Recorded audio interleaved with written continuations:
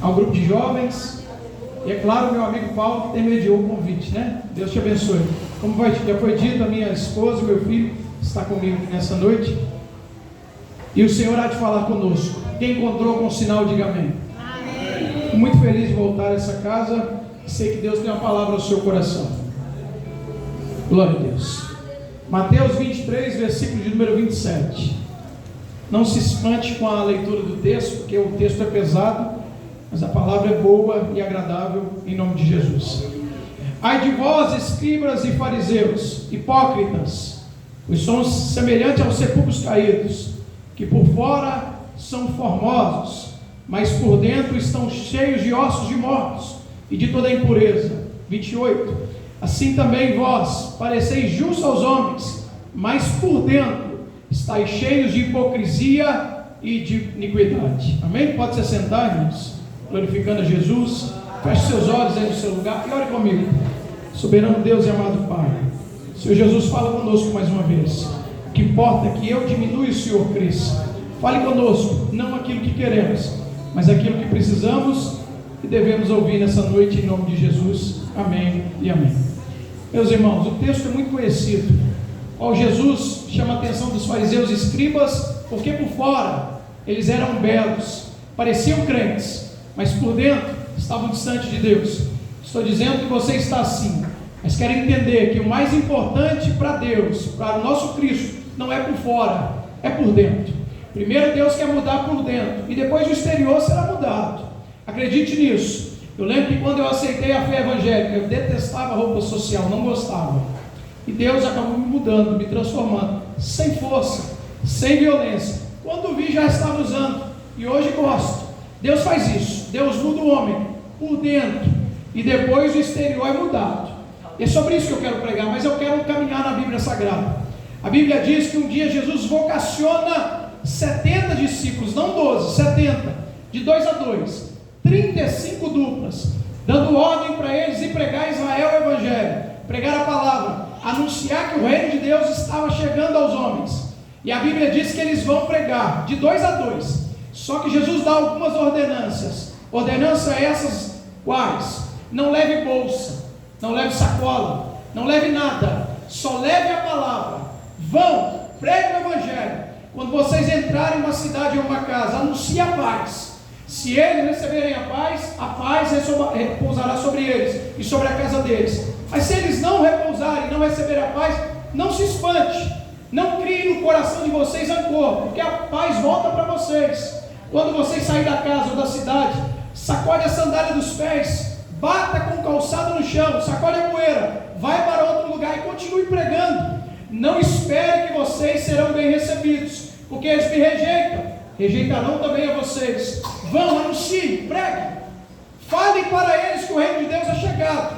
Anuncie aos pobres que o reino dos céus chegou até eles.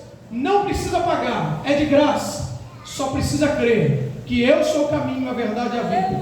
A Bíblia diz que passa um tempo e eles voltam com um sorriso no rosto, alegre e feliz. E Jesus chama eles para o feedback, dizendo: como é que foi? Conta para mim. E eles, com um sorriso no rosto, não conta quantas almas ganharam, não conta quantas pessoas aceitaram a Cristo, não conta quantas pessoas eles batizaram, mas olha o que eles dizem: mestre, descobrindo algo muito importante.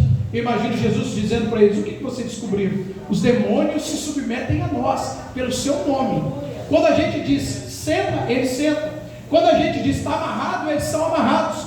Quando a gente diz, mestre, que eles deveriam ficar quietos, acredite o Senhor, eles ficam quietos. Isso é maravilhoso, não é, Jesus? E eu imagino Jesus olhando para eles e chama a atenção deles dizendo: não vos alegreis por isso apenas. Jesus não está dizendo que não pode se alegrar por isso, mas Jesus está dizendo: não vos alegreis apenas por isso. A palavra no grego quer dizer dupla medida, quer dizer assim: não vos alegreis apenas por isso, mas alegrei vocês em primeiro lugar, porque o nome de vocês está escrito nos céus. Jesus está dizendo assim: que se você for num culto e cantar bem, pode se alegrar, mas essa não deve ser a maior alegria no coração de vocês. Se você for num culto e cantar maravilhosamente bem, se alegre, isso é bom, isso traz alegria ao seu coração, mas isso não deve ser a maior alegria no coração de vocês. Qual é, pastor? Que o nome de vocês está escrito nos céus, que os céus conhecem vocês. Por que você está dizendo isso, pastor? Porque se o nome de vocês está escrito nos céus, os céus conhecem você, o céu me conhece. Mas a pergunta é essa: o céu sabe o seu nome? O céu sabe o meu nome? O mundo espiritual, você é conhecido. Aqui na horizontal, se existe alguém que é conhecido, é aqueles que o Instagram deles bombam. Por exemplo, Cristiano Ronaldo, Neymar e outras pessoas que são pobres, estão no mundo inteiro. Talvez você não é conhecido como eles, acredito que não é, eu também não sou. Mas no mundo espiritual, você tem que ser mais conhecido que eles. Como é que você prova isso, pastor? A Bíblia diz que Daniel orou 21 dias. E não foi no 21º, mas no primeiro dia Deus escuta a oração de Daniel. E quando o anjo chega no 21º dia, o anjo chamado Gabriel, ele diz assim: tu és muito amado diante de Deus que está no céu, Daniel. Como é que o anjo sabia isso? Anjo não é onisciente, anjo não é onipotente, onividente, onipresente. Anjo não sabe todas as coisas. Se o anjo sabia que Daniel era amado, é porque Deus falava. Eu imagino Deus olhando para a terra e dizendo assim para os anjos: esse é o meu filho, Daniel, eu amo demais esse rapaz, eu amo ele muito. E todos os dias Deus falava de Daniel. A Bíblia diz que Satanás veio apresentar diante de Deus, e o Senhor que puxa o assunto com o diabo: vistes o meu servo Jó, temente, reto e se desvia do mal. Deus valoriza caráter, Deus valoriza qualidades do caráter de Jó. Deus não fala de bens materiais, porque Jó é o homem mais rico da terra, mas Deus fala assim: ele é reto, temente e se desvia do mal. Deus não valoriza aquilo que você tem, Deus valoriza aquilo que você é por dentro.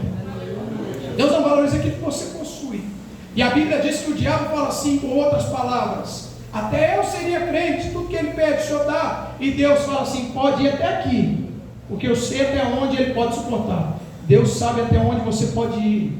Deus conhece as suas limitações, Deus conhece a sua força. Então nessa noite Deus está dizendo: Daniel era conhecido no mundo espiritual. No livro do Atos, a Bíblia diz que um homem foi expulsar um demônio, e quando ele foi expulsar, o demônio olhou para ele e diz assim: quem é você?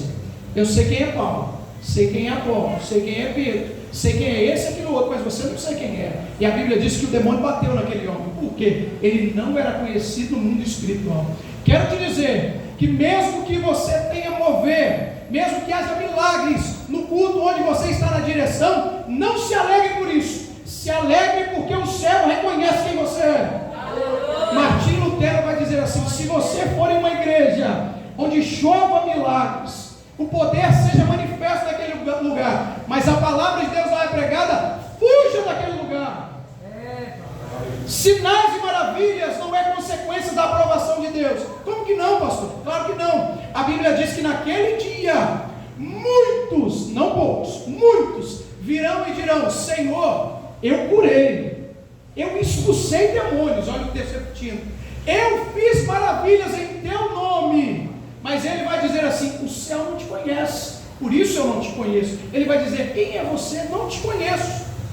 Observe, sinais e maravilhas não quer dizer que Deus está aprovando aquilo que eu estou fazendo. Onde está aprovado, Deus? Se o céu sabe o meu nome, se quando eu oro o céu sabe que é eu que estou orando. Essa noite eu quero dizer para você que você precisa ser aprovado pelo céu. Vamos caminhar um pouco mais. A Bíblia vai dizer que Jesus está olhando por dentro. Eu não saí do texto que eu disse, nós vamos chegar lá. A Bíblia também vai dizer que um dia Jesus estava num culto em Betânia. Ele frequentou 3 cultos em Betânia. Não consigo falar dos 3, mas vamos falar de um. Jesus estava em um culto em Betânia. Um deles, a Bíblia diz o primeiro: Maria se sentou aos pés de Jesus. Vou falar de forma rápida para entrar no segundo. Ela sentou aos pés de Jesus e ouviu a palavra. Marta repreendeu ela, Marta chamou a atenção dela, Marta exortou ela. Maria respondeu? Não, porque adorador não responde, adorador adora. Mas o que tem de crente que está mandando em direto da internet, no WhatsApp, no Instagram, dizendo assim: eu sou crente, mas não sou bobo, não pisa no meu carro não, se falar mal de mim eu devolvo a mesma moeda. Maria foi afrontada pela sua irmã de sangue e não respondeu, porque adorador não responde, adorador não caça briga, adorador não cria contenda, adorador adora. E Maria adorou o Senhor, sentou aos pés de Jesus e adorou. Jesus respondeu por ela. Você só veio para adorar. Não se importe com quem está te ofendendo, quem está te acusando. Jesus te defende. Jesus defendeu Maria, dizendo: Marta, Marta, sempre haverá atividades do lar, mas ela escolheu a boa parte. No segundo culto, parece que Maria ficou sem graça. Talvez alguém disse: está vendo? No primeiro culto ela não ajudou, agora ela ficou sem graça para ajudar na cozinha. No meio do culto, ela entra no culto. Quando ela entra no culto, ela chega com um vaso de alabastro. O vaso de alabastro era uma pedra muito preciosa, que para exalar o perfume tinha que ser quebrado. Mas o que estava de mais precioso no vaso não era o próprio vaso, mas era o que estava por dentro, o nardo. Ele valia mais. O alabastro era importante? Claro que era caro, polido, mas o perfume que estava por dentro valia mais do que o alabastro. O que ela faz? Chega e quebra o vaso e derrama o perfume sobre a cabeça do seu Senhor. O que eu estou querendo dizer com isso? O que tem de gente, o alabastro dele é perfeito, o seu vaso é bonito. E quando a gente olha, se não tiver uma visão espiritual, a gente acha que todo mundo é igual. Por isso que os discípulos vão dizer naquela parábola do joio e do trigo: mestre, não dá para perceber, o trigo e o joio são muito iguais, dá para arrancar? Não, pode ser que mesmo você perito na colheita, arranque o joio, ou melhor, arranque o trigo e tire ele, e não tire o joio. É melhor esperar o tempo da colheita, onde nós vamos separar o joio do trigo. Então a Bíblia diz que o alabastro deveria ser quebrado, para que exalasse o nardo. Jesus não está importando com o alabastro. Jesus me trouxe nesse culto para dizer que Ele está procurando o nardo, está procurando o perfume. Perfume é adoração, alabastro é por fora. Mas Jesus não está preocupado com isso. Jesus está querendo saber se você tem nardo. Se tem nardo aí dentro, onde está aí dentro?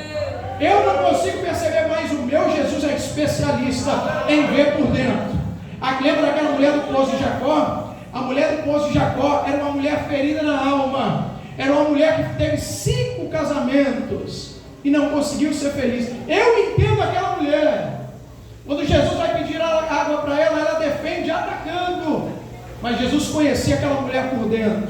Jesus olha para aquela mulher e fala: mulher, se você soubesse quem é que te pede água, você quem me pedir, eu te daria uma água que quem bebe dela nunca mais tem sede. Nunca mais. Aquela mulher entregou o que tinha de mais precioso por dentro, não por fora. Às vezes nós não queremos quebrar o alabastro. Por quê? A pergunta é para mim e para você. Por que eu não quero quebrar o alabastro? É porque é caro? É porque é precioso? Ou às vezes, será que não tem nada dentro do alabastro? Será que a gente está preocupado? Jesus não quebra o alabastro não, porque se o senhor quebrar, você vai ver que não tem nada aqui dentro. Essa noite Deus veio aqui, me trouxe aqui para tirar o band-aid, para ver a ferida, porque band-aid não cura nada. Lembro uma vez que eu estava pregando e Deus me fez lembrar dessa questão do band-aid. Eu lembro que quando eu era criança eu ficava o dia inteiro na rua jogando bola, era o dia inteiro, hoje não dá mais. E às vezes a gente errava a bola e acertava o chão e arrancava um tampão do dedo. Quem é que já passou por isso? Mas o pior estava por vir. Quando chegava em casa, a mãe da gente tinha no armário um remédio que ardia mais do que o tampão. Sabe o nome dele? Metiolate. Ele era vermelho, ele ardia. Hoje ele é branco e não arde mais. É mais ou menos a mensagem dos dias atuais. Antigamente a mensagem ardia, hoje ela não arde mais. E as pessoas falam que aquilo que a igreja quer ouvir, não aquilo que ela precisa e deve ouvir. Aí a pessoa vem e só coloca o band-aid, não passa o metiolate. Mas Jesus te trouxe você aqui nessa noite, porque band-aid não cura.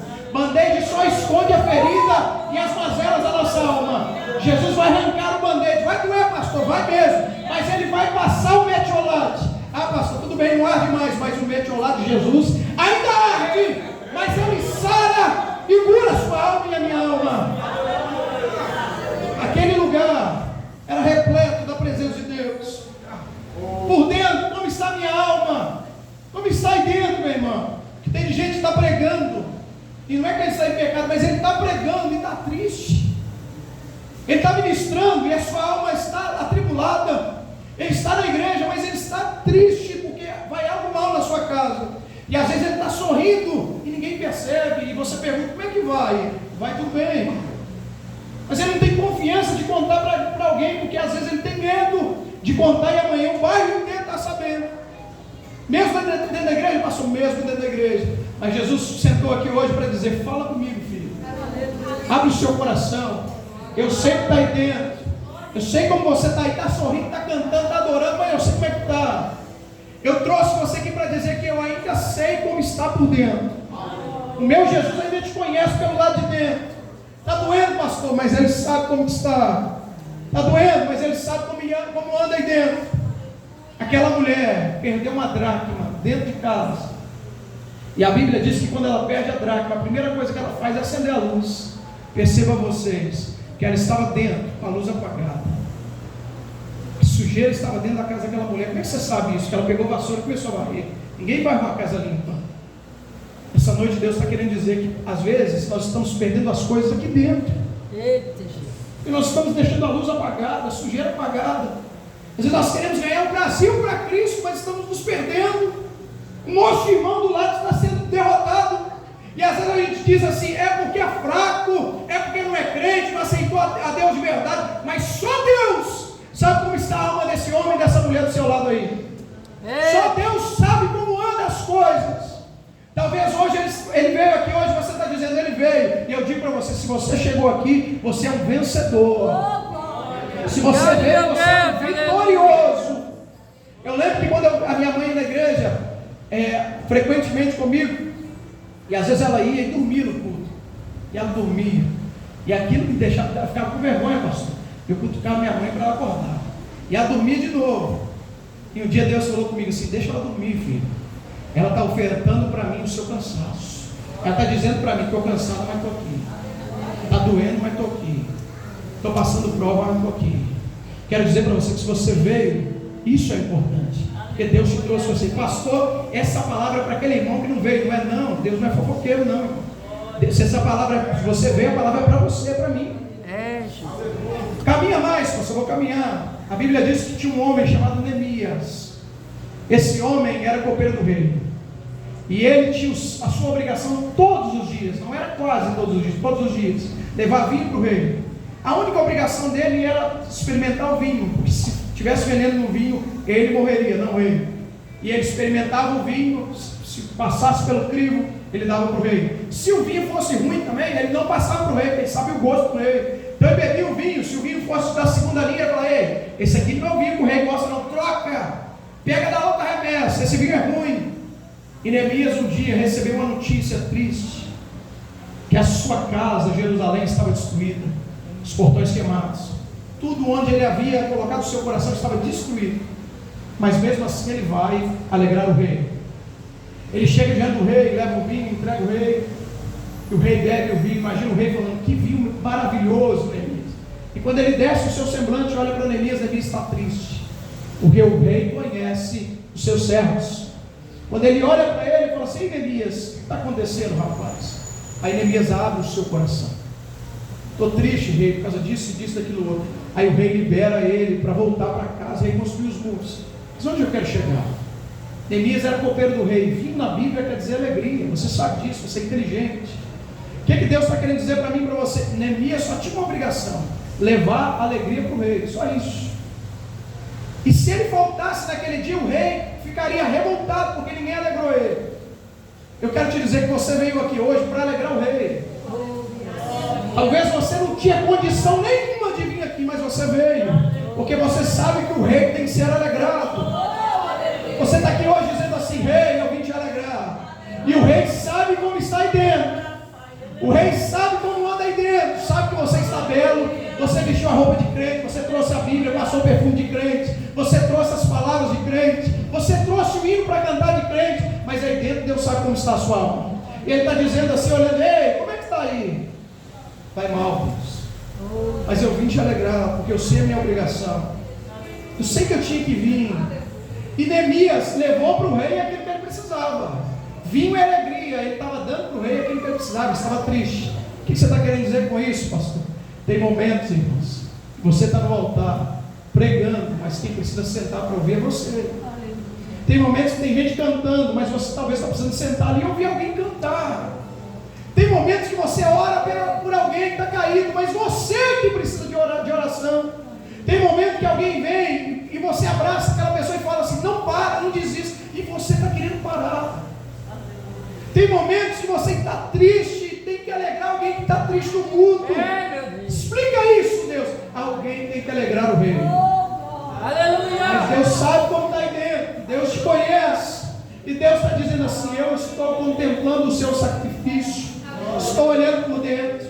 Sei que não vai nada bem. Sei que você está trazendo alegria, mas você precisa ser alegrado, Neemias. Mas o rei tinha o poder de mudar o quadro, e ele mudou o quadro de Neemias. Eu quero dizer que só existe alguém aqui no culto que tem o poder de mudar a situação da sua vida. Quem é, pastor? É o rei. Aleluia. É o rei apenas? Não, não é o rei. É o rei dos reis e Senhor dos senhores. Como vai a nossa alma? Como estamos por dentro? Como está aí dentro do seu coração? Deus está procurando pessoas que estejam por dentro, que estão por fora. Pessoas que são saradas por dentro. Pessoas que você não dá nada para ela, mas só Deus sabe a autoridade que está aí dentro do seu coração. Quando você fala, Deus conhece a sua voz. Deus sabe quem você é. Está entendendo por quê? Está entendendo por que às vezes a gente está aqui hoje e não está entendendo por que Deus trouxe nós aqui no culto de jovens para ouvir essa palavra? É porque Deus sabe como anda. Eu lembro que quando eu aceitei Jesus, eu era um jovem. Eu tentei cantar, tentei fazer um monte de coisa na igreja. A minha igreja tinha um grupo de dança, e eu penso em alguém que era ruim, era eu, irmãos. Eu era duro. Os irmãos já estavam no terceiro passo, eu estava no primeiro ainda. Mas eu me apaixonei por Jesus, um grupo de jovens. E quando eu encontrei Jesus, eu tinha 17 anos. Já vamos para 20 anos da presença de Deus. Aleluia. Mas eu quero dizer para você que há momentos que você entende, você conhece Deus de verdade. Tem momentos que a gente está sorrindo por fora, mas por dentro a gente vai mal, tudo mal. Mas Deus está dizendo assim: eu sei como anda aí dentro. Eu sei como está o seu coração. E eu sei que só eu posso mudar esse quadro. Sei que só eu posso transformar aí dentro. Mas essa noite Deus está dizendo: eu conheço o seu nome. Sei que você é conhecido no céu. Não por fora, mas por dentro. Não porque você se veste como um fariseu. O texto é esse. Os fariseus pareciam crentes, mas não tinha nada de crente. Eles tinham uma retórica boa. Entendiam de lei, entendiam de sacrifício, entendiam de festas, entendiam de que podiam, do que não podiam. Mas o seu coração estava distante de Deus. Deus está dizendo para a minha geração. Foi o que o pastor leu aqui no começo do culto. A geração de Samuel. Samuel morava dentro do templo e não conhecia Deus. Estava dentro da igreja e não conhecia Deus. Será que nós queremos ser conhecidos como uma geração? Estou pregando para a juventude. Será que nós queremos ser conhecidos como uma geração que vai na igreja, mas não conhece Deus? Que mora na igreja, mas não conhece Deus? Que sabe a Bíblia de capa a capa, sabe todos os hinos, mas não conhece Deus? Não tem intimidade com Ele. Pastor, a intimidade com Deus é medida no altar, não é? Claro que não. Ela é medida numa sala de teologia? Claro que não. Aonde é? No quarto. Quem quiser falar comigo no secreto, entra dentro do seu quarto. Fecha a porta e fala comigo. Porque lá dentro ninguém sabe quem nós somos, só Ele. Aqui fora a gente representa muito bem, mas dentro do quarto a gente mostra quem somos de verdade. Lá de fora todo mundo conhecia Naamã era um soldado respeitado. Alguém que era vitorioso dentro de casa, mas quando entrava dentro de casa, tirava a armadura, não passava de um leproso. O que Deus está querendo dizer comigo, para mim e para você? Por fora, talvez a gente é respeitado. Por fora nós temos vitória. E eu sei que você é vitorioso. Por fora você é alguém que é respeitado. Mas por dentro, como anda o seu coração? Jesus está dizendo para mim e para você que existem feridas que precisam ser curadas. Feridas às vezes que você acha que foi curado, porque você tampou, pregou um band-aid e falou assim, já está tampado. Aí Jesus está dizendo assim, eu estou arrancando isso, estou dizendo que ainda precisa de cura, precisa de transformação, precisa ainda eu tratar com você, precisa ainda curar aí dentro, para que você entenda que Deus é o melhor que existe no culto. Eu lembro que uma vez eu fui ministrar, e eu não quero me alongar, vou caminho para encerrar. Lembro que uma vez que eu fui ministrar na escola bíblica dominical sobre o céu e o inferno, e eu me empenhei, busquei no original, busquei livros sobre o céu e sobre o inferno, e eu lembro que no final Deus ministrou no meu coração o melhor que tem no céu e o pior que tem no inferno. E eu fui falar: no céu tem isso, Ah, no céu você vai ver isso. Ah, no céu tem galardão. No céu tem coroa. No céu é aquilo outro. E no final Deus falou comigo que o melhor que tem no céu chama-se Jesus. Aleluia. É simples, irmão. O evangelho é simples. Quando chegarmos no céu, haverá uma fila imensa para entrarmos lá. Imagina assim. E eu estarei nessa fila. E eu imagino que você também estará. Meu Jesus já tem um lenço na mão. Que lenço é esse? Um lenço que enxugará dos seus olhos toda lágrima. Um lenço que vai enxugar do seu rosto toda lágrima que você chorou aqui. E Ele vai olhar para você e vai falar assim: eu estava te esperando, meu filho. E vai te dar um abraço. E você vai dizer assim: valeu a pena, valeu. Você vai entrar para dentro, vai sentar na mesa. Quem aqui já foi no restaurante? O garçom às vezes era devagar e estava iniciando, ele estava na experiência. E você às vezes levantava a mão, dizia assim: ei garçom, tem uma hora que eu estou te chamando, porque ele é ser humano. A minha Bíblia diz que quem vai te servir é o Senhor Jesus. Só que Jesus não é como o garçom. Ele não tem que servir aquele, depois vai servir você. Não, Ele é onipresente. Ao mesmo tempo que Ele estiver servindo você, Ele vai estar me servindo também. E nós vamos estar naquela mesa. Imagine você do lado daquela mesa, você sentado do lado desse irmão, do outro lado Elias, Abraão. Imagine isso. E Deus falou comigo que o pior que tem no inferno não é o diabo, não é o fogo, não é o tridente, a cauda, o chifre dele, não é nada disso. O que tem de pior no inferno é a ausência de Deus. É que lá não adianta mais clamar, não adianta pedir mais socorro, Ele não vai escutar mais. Mas eu quero dizer para você nessa noite que Ele está olhando por dentro, está dizendo: cadê o nardo? Quem trouxe o nardo nessa noite? Quebra o alabastro. Pastor, eu passei a maquiagem, borra a maquiagem. Pastor, eu arrumei, a gravata é nova. Pega a gravata, enxuga as lágrimas, porque o meu Deus entende a linguagem das lágrimas. Há quanto tempo você não chora? Quanto tempo você não ora? Quanto tempo você não geme na presença de Deus?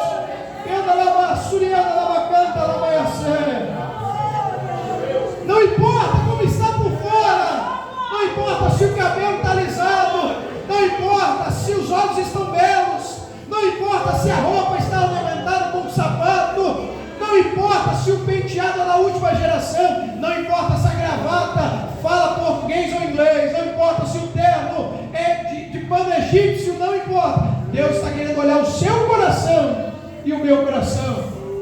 Deus está querendo olhar por dentro e está querendo ver um adorador aí dentro. Adorador não é por fora, adorador é por dentro. Adorador não é uma canção, uma pregação. Adorador é uma essência e vida no altar.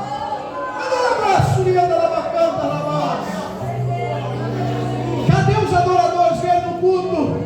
Então quebra o alabastro, destrói o alabastro, mas deixa o nardo brotar. Oh, glória! Talvez eu vi um pregador dizendo que aquela mulher, quando quebrou o alabastro e o perfume exalou, Jesus estava no jantar, e esse pregador dizia algo que me marcou e eu quero falar para você. E aquele pregador dizia que se Jesus estivesse jantando, como fosse na sua casa, aquele bife com batata frita, cebola, que exala por toda a casa, que é cheiro. Já fez um churrasco você na casa do vizinho cheira mais que da nossa. A casa do vizinho cheira o churrasco, faz igual, não cheira igual. O que está acontecendo? É a mesma coisa que aconteceu naquele dia. O cheiro de carne talvez estava no ambiente, mas quando aquela mulher quebrou o alabastro, aquele pregador dizia que o perfume abafou a carne. Aleluia. Quando chega um adorador no culto, o carnal não aparece, mas o adorador aparece. O carnal não se manifesta, porque fica com vergonha. Ele fala: eu não vou dar glória, vou ficar fazendo isso. Mas o espiritual, o adorador, ele fala: eu trouxe o alabastro para quebrar, porque o nardo tem que exalar na igreja. Cadê os adoradores? Vem no culto, então diga glória a Deus. Diga aleluia. Glorifica o nome do Senhor. Pastor, eu vou dar glória na festividade. Quem disse que vai ter a festividade? Quem garante que vai ter mais um culto para adorar? Adore agora, abrace agora, peça perdão agora, manda beijo para Jesus agora. Diga que você o ama hoje. Tu sabe, nós não sabemos se o amanhã virá. Eu vou dizer para o meu marido que eu amo ele no dia dos namorados, no dia do nosso casamento. A gente não sabe se virá esse dia. Diga hoje, peça perdão agora, abraça a sua mãe hoje, abraça o seu pai agora. Diga para Jesus, peça perdão agora. é isso. Culto é entrega, culto é rendição, culto é relacionamento. Fica de pé no seu lugar. Deixa eu orar por você, meu irmão.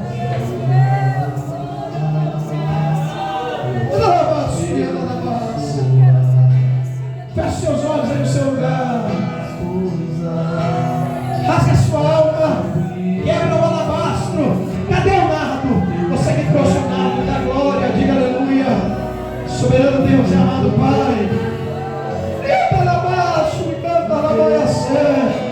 Meu Deus, essa noite nós quebramos o alabastro por dentro.